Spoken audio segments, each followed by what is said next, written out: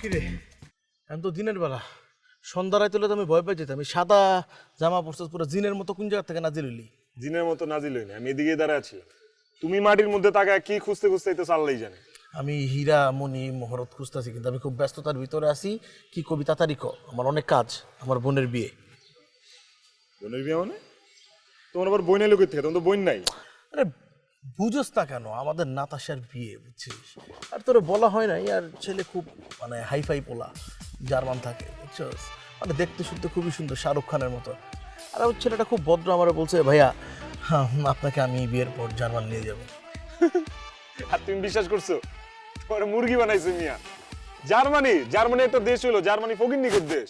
যারা অন্য কোনো দেশে যেতে পারে না ওরা জার্মানির কথা ভাববো। আর জার্মানি, জার্মানি হচ্ছে আমাকে জামালপুরের পরে জার্মানি। আমি তো ফকির নি, আমি কি অন্য দেশে যাইতে পারতাছি?